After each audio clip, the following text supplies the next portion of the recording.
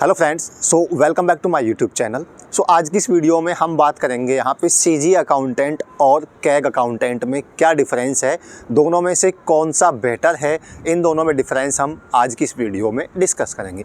इससे पहले मैंने एक वीडियो बनाई थी जिसमें मैंने यहाँ पे सीजीए अकाउंटेंट और कैग ऑडिटर में डिफरेंस बताया था, जिसमें कई लोगों के कमेंट आ रहे थे और मुझे पर्सनल मैसेज भी आ रहे थे कि सर आप सीजी अकाउंटेंट और कैग अकाउंट में भी यहाँ पे डिफरेंस बताइए, दोनों की जॉब प्रोफाइल के बारे में यहाँ पे आप बताइए ताकि हम दोनों में डिफ्रेंशिएट कर सकें कि यहाँ पे कौन सी हमारे लिए बेटर है, किसको पहले यहाँ पे प्रेफरेंस फॉर्म में फिल किया जाए। तो आज की इस वीडियो में हम यही डिस्कस करने वाले हैं।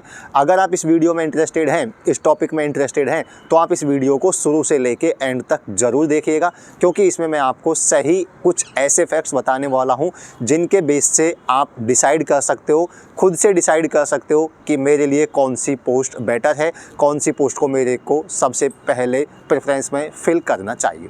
तो चलिए स्टार्ट करते हैं आज की इस वीडियो स्टार्ट करने से पहले मैं आपको बताना चाहूँगा कि मैंने यहाँ पे सीजी अकाउंटेंट की जॉब प्रोफाइल पे एक सेपरेट वीडियो बना रखी है और इसी तरीके से कैग अकाउंटेंट की यहाँ पे जॉब प्रोफाइल की मैंने सेपरेट वीडियो बना रखी है।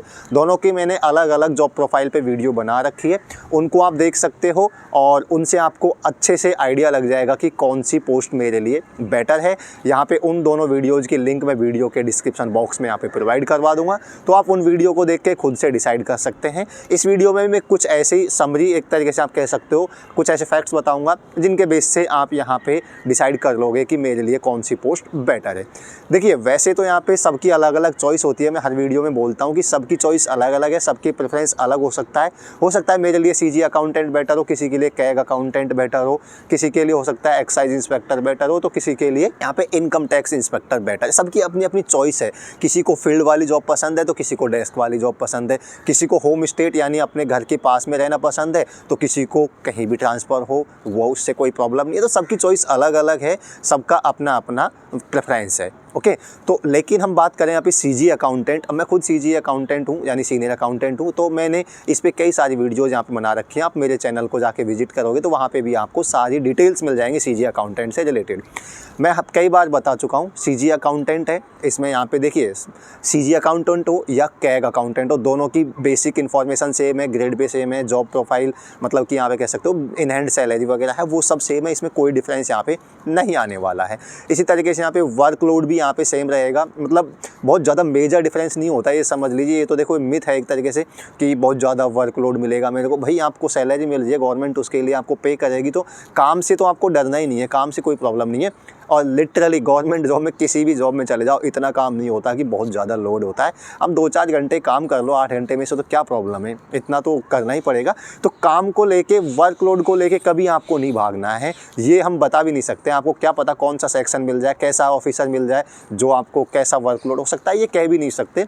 और मेरा मानना यही है कि आपको वर्कलोड को लेके कभी भी आपको भागना नहीं चाहिए। तो वर्कलोड कैसा रहता है ये तो छोड़ दीजिए, ठीक है। इसीलिए मैं बोल रहा हूँ कि मेजर डिफरेंस नहीं है, चाहे वो सीजी अकाउंटेंट हो, चाहे कैग अकाउंटेंट हो, चाहे कैग ऑडिटर हो, वर्कलोड ऑलमोस्ट सेम होता है। तो वर्कलोड भी सेम हो जाएगा। मान लीजिए जॉब प्रोफाइल यानी in and salary, basic information भी सेम रहेगी, ट्रांसफ़र भी सेम है। ट्रांसफ़र यूजुअली नहीं होते हैं, चाहे वो सीजी अकाउंटेंट हो, चाहे कैग अकाउंटेंट हो, ट्रांसफ़र नहीं होते हैं। आपको जो स्टेट मिल जाता है वो ही स्टेट रहेगा अनटिल अनलेस आपका यहाँ पे प्रमोशन नहीं होता है, यानी कि आप डबल नहीं बनते। जब आप डबल बन जाओगे तो आपको ऑल इंडिया ट्रांसफरेबल जॉब हो जाएगी, तो उसमें आपको कहीं भी ट्रांसफ़र हो सकते हैं।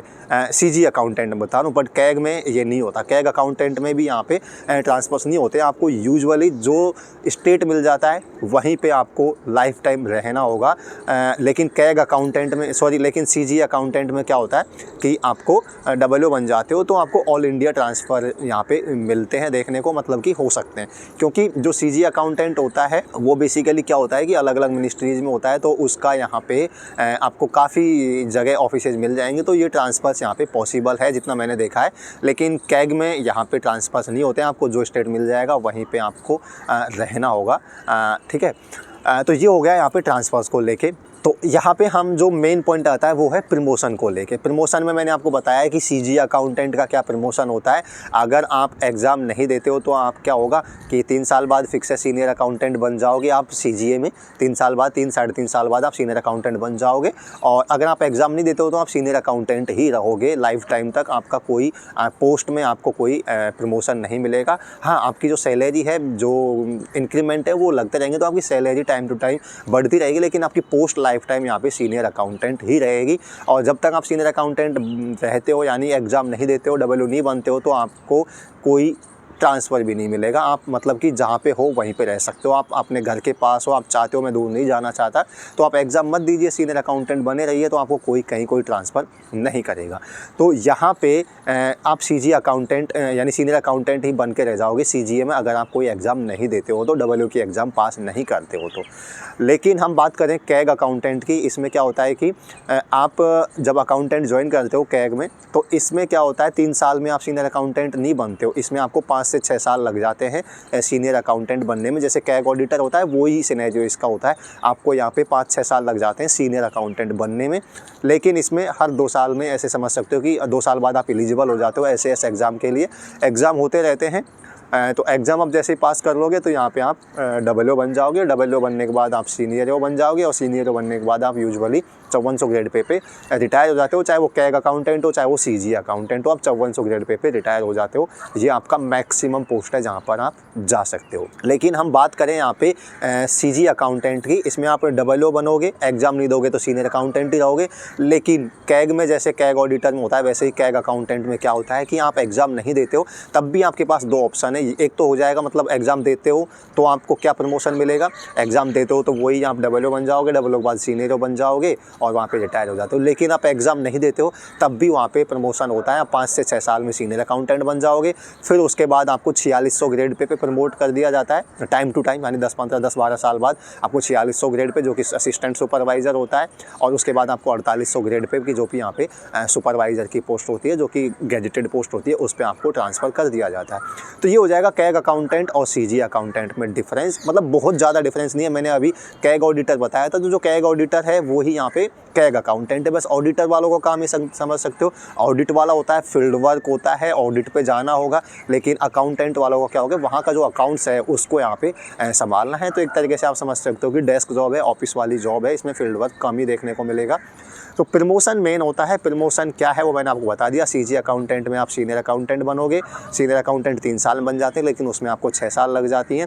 इसमें आप सीनियर अकाउंटेंट ही बने रहोगे जब तक आप एग्ज़ाम पास नहीं करते हो। लेकिन उसमें आप एग्ज़ाम पास नहीं करते हो तब भी आपको 4600 और 4800 ग्रेड पे तक यहाँ पे प्रमोट किया जाता है। तो मेरा मानना है कि पर्सनली अगर मैं बात करूँ, वैसे तो सबकी चॉइस अलग होती है, लेकिन मेरा मानना है कि कैग में आपको बेटर है। कैग ऑडिटर हो चाहे कैग अकाउंटेंट हो, वो कहीं ना कहीं सीजी अकाउंटेंट से बेटर है। क्योंकि कैग है एक इंडिपेंडेंट ऑटोनोमस बॉडी है, वो अपने आप में डिपेंडेंट है, और मतलब इंडिपेंडेंट है, उसको किसी पर डिपेंड रहने की ज़रूरत नहीं है। तो वो कहीं ना कहीं बेटर है कंपेयर टू सीजी अकाउंटेंट। तो क्योंकि उसमें ये भी हो जाएगा कि आप एग्ज़ाम पास नहीं करते हो तब भी आपको प्रमोशन एटलीस्ट मिलेगा, आप 4800-4600 ग्रेड पे तक आप जा सकते हो।